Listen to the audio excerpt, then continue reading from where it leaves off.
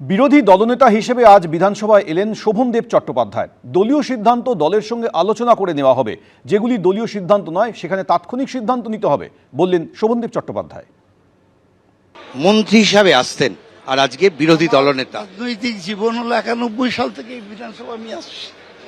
আমি বিরোধী দলে থেকেছি দীর্ঘ সময়, 11 সাল পর্যন্ত। তারপরে আবার সরকারি দলে থেকেছি, সেখানেও আমি চিফ হুইপের দায়িত্ব পালন করেছি সরকারি দলে এসে প্রথমবার। তারপরে মন্ত্রিত্বের দায়িত্ব পালন করেছি। আমার সব পদ নেওয়া হয়ে গেছে। দলীয় সিদ্ধান্তের ব্যাপারে দলের সঙ্গে আলোচনা করে নেবো, আর যেটা দলীয় সিদ্ধান্ত নয় তাৎক্ষণিক সিদ্ধান্ত নিতে হবে তখন নিজে নেব। মুখ্যমন্ত্রী হিসাবে শুভেন্দু অধিকারী আপনি কিভাবে দেখছেন? এখনই দেখার মতন হয়নি কিছু, সময় বলে দিক, আরো সময় যাক।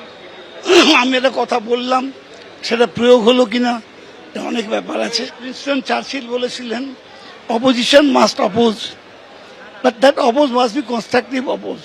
ন্যাচারালি আমি ডিমান্ড করেছি যখন ওরা ছিল বিরোধী দলে, যে বিরোধী দল কোনো কনস্ট্রাকটিভ বিরোধিতা করে না, আমরা নিশ্চয়ই কনস্ট্রাকটিভ বিরোধিতা করার চেষ্টা করব।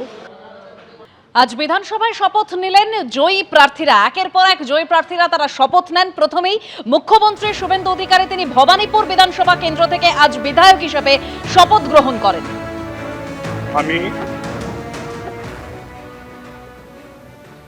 আমি শুভেন্দু অধিকারী পশ্চিমবঙ্গ বিধানসভায় সদস্য নির্বাচিত হইয়া ঈশ্বরের নামে শপথ করিতেছি যে বিধি দ্বারা স্থাপিত ভারতের সংবিধানের প্রতি আমি অকৃত্রিম নিষ্ঠা ও আনুগত্য পোষণ করিব। আমি ভারতের সার্বভৌমত্ব ও অখণ্ডতা রক্ষা করিব এবং যে কর্তব্যভার আমি গ্রহণ করিতে উদ্যত হইয়াছি তাহা নিষ্ঠাপূর্বক নির্বাহ করিব।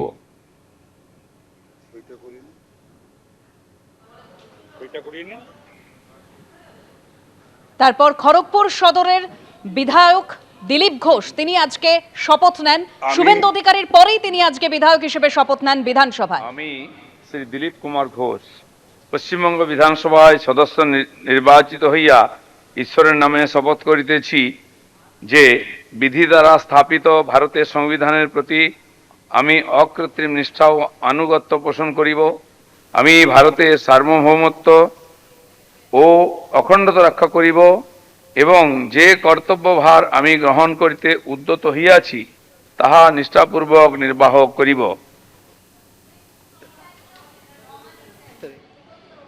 শুভেন্দু অধিকারী আজ শপথ নেন বিধায়ক হিসেবে। এর পাশাপাশি দিলীপ ঘোষ, অগ্নিমিত্রা পাল, নিশীথ প্রামাণিক, অশোক কীর্তনিয়া, ক্ষুদিরাম টুডু তারা প্রত্যেকেই আজ শপথ নেন। প্রথমার্ধের শপথ গ্রহণ প্রক্রিয়া ইতিমধ্যেই শেষ হয়েছে। দ্বিতীয়ার্ধে আজ উত্তর 24 পরগনা, দক্ষিণ 24 পরগনা এবং নদিয়া জেলার যারা জয়ী প্রার্থীরা তারা শপথ নেবেন।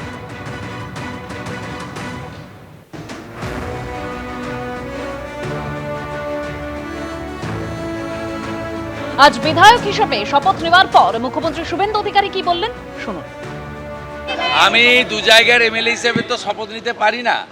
আমি ভবানীপুর থেকে শপথ নিলাম, মানে আমাকে সংবিধান আইন অনুযায়ী নন্দীগ্রামটা ছাড়তে হবে। ছাড়লেও আমি নন্দীগ্রামের মানুষকে কথা দিতে পারি, 2009-এর 5ই জানুয়ারি ফিরোজা বিবি জেতানোর পর থেকে আমি এমএলএ ছিলাম না, কিন্তু আমি নন্দীগ্রামের সব দেখাশোনা করেছি। এখানেও একজন প্রতিনিধি থাকবেন বা তাকে নন্দীগ্রামের মানুষ নির্বাচিত করবে।